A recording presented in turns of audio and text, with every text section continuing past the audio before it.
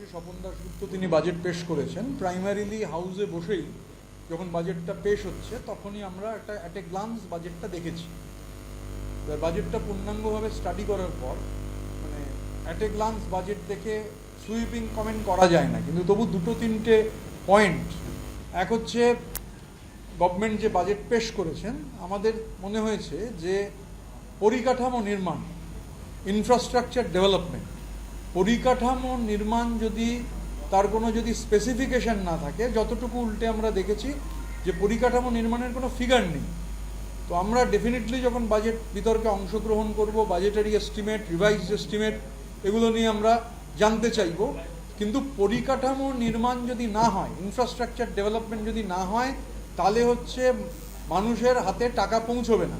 পরিকাঠামো নির্মাণ হলে তবেই হচ্ছে মানুষের হাতে টাকা পৌঁছবে, মানুষের হাতে টাকা পৌঁছলে মানুষের ক্রয় ক্ষমতা বাড়বে এবং তবেই হচ্ছে ইকোনমি শক্তিশালী হবে, মানুষের জীবনযাত্রার মানোন্নয়ন হবে। তো আমাদের ওভারঅল দেখে মনে হয়েছে যে পরিকাঠামো নির্মাণের ক্ষেত্রে ডেফিনেটলি গভর্নমেন্ট পরিকাঠামো নির্মাণের কথা বলেছেন, কিন্তু যে স্পেসিফিকেশন যে পরিকাঠামো নির্মাণে কত টাকা খরচ হবে বা কী রোড ম্যাপ রয়েছে, সেটা অ্যাট এ গ্লান্স আমাদের মনে হয়েছে ক্লিয়ার নয়, নাম্বার ওয়ান।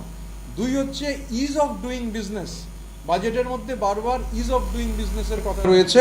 এবার ইজ অফ ডুইং বিজনেস, আমরা ইজ অফ ডুইং বিজনেসের বিরোধিতা করছি না, কিন্তু ইজ অফ ডুইং বিজনেস করতে গিয়ে যদি হচ্ছে গোটাটাই একদম বেসরকারি সেক্টরের হাতে চলে যায়, আলটিমেটলি যারা ব্যবসা করতে আসবেন ইজ অফ ডুইং বিজনেস করতে যদি তাদের extra favour ease of doing বিজনেসের নামে দেওয়া হয়, তাহলে অটোমেটিক্যালি যেটা হবে যে গভর্নমেন্টের কোনো কন্ট্রোল যদি না থাকে, তাহলে প্রফিট ম্যাক্সিমাইজেশন হবে।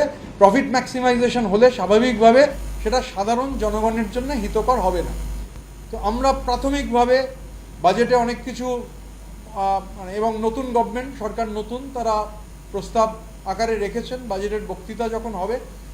তো সেই এই দুটো আমাদের প্রাইমারিলি মনে হয়েছে। আরেকটা পয়েন্ট আছে যেটা আমাদের চিফ হুইপ আকরুজ্জামান সাহেব রয়েছেন, তিনি বলছেন। তবে একটা জিনিস, যেমন ধরুন আমি এটাকে স্বাগত জানাবো যে ধরুন মদের দোকানের ক্ষেত্রে অতীতে যেটা ছিল 1 কিলোমিটার, কোন কারণে 500 হয়েছিল আমি তার মধ্যে যাব না, কিন্তু এটা ওয়েলকাম স্টেপ। বা চা বাগানের ক্ষেত্রে যে 30% ল্যান্ড ব্যবহার করা যাবে অন্যত্র, সেটা যে কমিয়েছে 15% হয়েছে, এরকম কিছু ওয়েলকাম স্টেপ রয়েছে।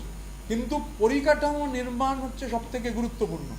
পরিকাঠামো নির্মাণে ইনভেস্টমেন্ট না হলে, সরকারি ইনভেস্টমেন্ট, বেসরকারি ইনভেস্টমেন্ট পরিকাঠামো নির্মাণে যতক্ষণ না হবে ততক্ষণ অবধি ইকোনমির হাল ফিরবে না। একটা বড় ডেফিসিটের কথা তো বাজেটের শুরুতেই রয়েছে যে কত টাকা ঘাটতি রয়েছে। স্বাভাবিকভাবে পরিকাঠামো নির্মাণ খুব জরুরি। আর সরকারের নিয়ন্ত্রণ, ইজ অফ ডুইং বিজনেসের আমরা বিরোধী নই, কিন্তু সরকারি নিয়ন্ত্রণ সেটা থাকাও প্রয়োজন। ইজ অফ ডুইং বিজনেসের নামে যেন বেসরকারি মালিকরা প্রফিট অ্যাকুমুলেশন বা প্রফিট ম্যাক্সিমাইজেশনের দিকে না যেতে পারেন, এটা সরকারের কাছে আমাদের দাবি থাকবে। এবং আমরা যখন বাজেট বক্তৃতায় আমাদের বিধায়করা অংশগ্রহণ করবেন, আমরা এই বিষয়ে ক্যাটেগরিক্যালি আরও যা আছে পূর্ণাঙ্গ বাজেটটা স্টাডি করার পর, আর বিভিন্ন খাতে ধরুন বরাদ্দ হয়েছে, আমরা পুরোটা, কিন্তু বেশ কিছু খাতে বরাদ্দ কমেছে, যেখানে বরাদ্দটা আমাদের স্টাডি করে দেখতে হবে যে গতবার কি বরাদ্দ ছিল।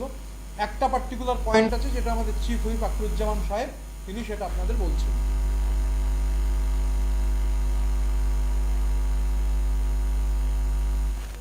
হ্যাঁ, that is a welcome move. আমরা অপোজিশন বেঞ্চে আছি বলে সবটাই অপোজ করবার জন্য ডিএফ বৃদ্ধি করা হয়েছে, that is a welcome step. যেটা পজিটিভ, সেটাকে তো নেগেটিভ বলবো না, কিন্তু আমাদের মূল প্রশ্ন হচ্ছে এই পরিকাঠামো নির্মাণ। আমরা বক্তৃতার সময় বলবো, আমরা যখন সরকার উত্তর দেবেন আমরা এক্সপেক্ট করবো সরকার সেটা বলবেন, কারণ পরিকাঠামো নির্মাণের দিশা ছাড়া কোনোভাবে কোনো কিছুর সমাধান হবে না। আর ইজ অফ ডুইং বিজনেসটা তো বললাম। আরেকটা মেজর পয়েন্ট আছে যেটা আকরুজ্জামান সাহেব বলছেন। দেখুন, আমাদের দেশের প্রধানমন্ত্রী সহ আমাদের নতুন সরকারের নতুন দায়িত্ব নিয়েছেন আমাদের মাননীয় মুখ্যমন্ত্রী। বিভিন্ন সভা সমিতিতে বক্তৃতার সময় বলছে সবকা সাথ সবকা বিকাশ, কিন্তু এই বাজেটে তার প্রতিফলন দেখলাম না। পার্টিকুলার একটা সম্প্রদায়কে প্রথম থেকেই যত অর্থনৈতিকভাবে কোণঠাসা করার চেষ্টা করা হচ্ছে।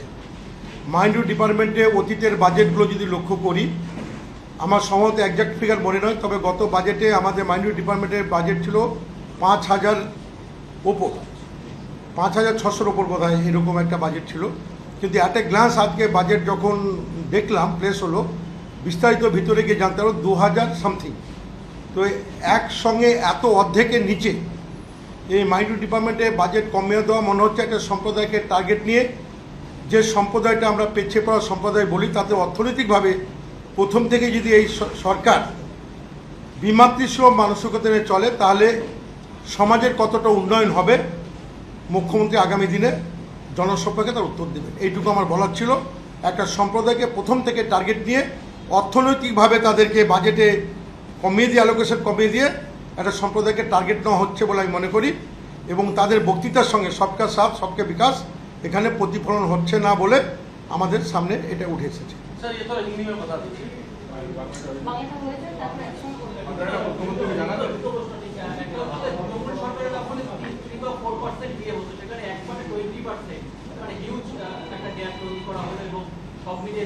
আমি অলরেডি এর উত্তর দিয়েছি।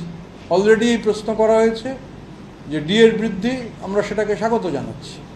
যেটা ক্রিটিসাইজ করার, ক্রিটিসিজমের পয়েন্টগুলো অ্যাট এ গ্লান্স যা দেখেছি বলে দিলাম, এবং বাজেট বক্তৃতায় আমাদের একাধিক বিধায়ক বক্তৃতা করবেন। বাজেট বক্তৃতায় আমরা পুরো বাজেটটা ভালো করে স্টাডি করার পর, মানে আমি অর্থনীতিবিদ নই, আকরুজ্জামান সাহেব অর্থনীতিবিদ নন, তো প্রাইমারিলি যতটুকু আমাদের বাজেট বক্তৃতার সময় যতটুকু দেখতে পেরেছি, বাজেট পুরোটা এখনও পড়তে পারিনি, নোটও করেছি। সেই নোটগুলো থেকে বললাম ডেফিনেটলি হচ্ছে আমরা যখন বাজেটে অংশগ্রহণ করব, বাজেট বিতর্কে, আমরা আরও টিটবিটস ওয়েতে হচ্ছে সেক্টর ধরে এই আলোচনায় অংশগ্রহণ করব।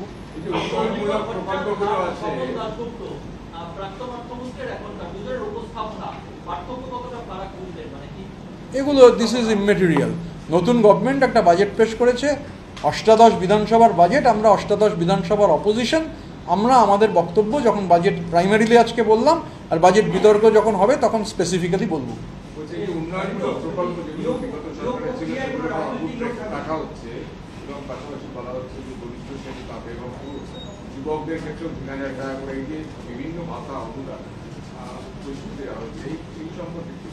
এই সম্পর্কে পুরোটা স্টাডি করতে হবে। পুরোটা স্টাডি না করে বাজেট বক্তৃতায় যখন বক্তৃতা হচ্ছে, আমরা তখনই ওই সময় যতটা বাজেট পড়তে পেরেছি, স্বাভাবিকভাবে পুরো বাজেটটা স্টাডি করার পর আমরা যখন বাজেট বিতর্কে অংশগ্রহণ করবো, আমরা ক্যাটেগরিক্যালি পুরোটা বলতে পারবো।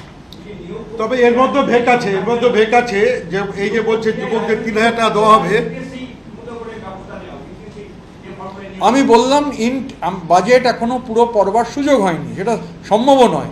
বাজেট বক্তৃতা যখন হয়েছে, আমরা বাজেটটা দেখেছি, আমাদের যে পয়েন্টগুলো বলার আছে ক্যাটেগরিক্যালি 1, 2, 3টে পয়েন্ট আমরা বললাম, তো সেটা বলেছি। বাকিটা যখন বাজেট বিতর্কে আমরা অংশগ্রহণ করব, আমরা কালেকটিভলি স্টাডি করে আমাদের যে বক্তব্য থাকবে সেটা আমরা হাউসের ভেতর বলবো।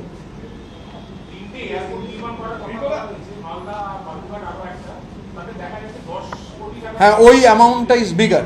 10 কোটি টাকা ইনসাফিসিয়েন্ট 3টে এয়ারপোর্ট এবং কোচবিহারের এরোড্রাম, এগুলো এটা আমরা নোট করেছি যে ওখানে 10 কোটি টাকা, মানে that is a money for মানির সেক। 10 কোটি টাকায় কোনো এয়ারপোর্টের পরিকাঠামো নির্মাণ হতে পারে না, তো সেটা আমরা এক্স্যাক্টলি 10 কোটি টাকা is meagre is the exact word.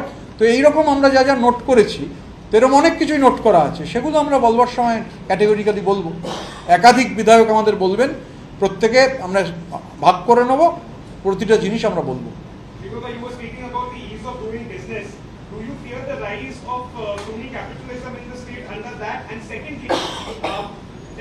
There's a pretty strong cut in the minority and madrasa affairs development. How are you guys looking at it? Will you protest against it? See, infrastructure development is a key issue. If you don't have a specific plan for infrastructure development, if the government or the private sector does not invest in this, then where will the money come from? Where will the corpus come from? If only infrastructure development happen, if only you invest money, that money flows down. That money, when it flows down, it reaches the public, the purchasing power of the public increases, and that is a very essential component for welfare economy. So when we have seen it at a glance, there are words about infrastructure development, but categoric figures are not there. Definitely we have to look into the budget estimates and the revised estimates, and when we will go through the budget thoroughly, and when we participate in the discussion, we will definitely be able to throw more light into it. And as far as the ease of doing business is concerned, that is a big concern for us, because in the name of ease of doing business, if everything is given to this corporate sector, obviously crony capitalism will intensify its tentacles. And then if in the name of ease of doing business, what we don't want, that the government is telling, because in the budget speech I have seen a number of times this ease of doing business phrase is there. Ease of doing business must not create a situation which will lead to profit maximization and profit accumulation. The government needs to look into it, and we will be vocal when we participate in the budget. And as far as the minority cut is concerned, already our Chief Whip Akruzzaman has said there is a steep cut in the minority budget. That is not acceptable. When we participate in the budget discussion, we will oppose it tooth and nail. दादा, एक budget के अलावा भी दूसरा सवाल था। Corporation ने कल सुरावर्दी एवेन्यू का नाम बदलकर गोपाल भज्जी रोड कर दिया है, लेकिन क्या इसमें कोई कंफ्यूजन है? पॉलिटिकल एनालिस्ट कहते हैं कि वाइस चांसलर कलकत्ता यूनिवर्सिटी के जो थे हसन सुरावर्दी के नाम पर ये किया गया था, ना ही हुसैन शहीद सुरावर्दी। मैं कल जब गवर्नर का जो एड्रेस है उसके ऊपर बोलूँगा, ये मेरा एक पॉइंट रहेगा, तो कल ये मैं बोलूँगा। ये काफ़ी हो सकता है 5-7 मिनट से इसके ऊपर ही बोलूँगा, तो आज इसके ऊपर टिप्पणी नहीं कर रहे हैं।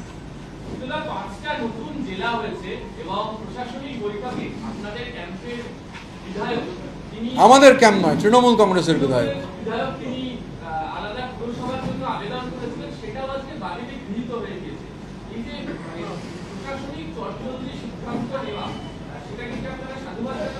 হ্যাঁ, যেখানে দেখুন জেলা মানে ডিসেন্ট্রালাইজ জেলা যত বাড়বে সেটা ডেভেলপমেন্টের জন্য জরুরি। তো জেলা যেহেতু এক্সট্রা জেলা হয়েছে, আমরা তাকে স্বাগত জানাই। আমাদের এক্সপেকটেশন ছিল আরও কতগুলো জেলা হবে। আমরা যে জেলাগুলো ঘোষণা হয়েছে, আমাদের এক্সপেকটেশনে ছিল যে আরও কয়েকটা জেলা পাওয়া যাবে।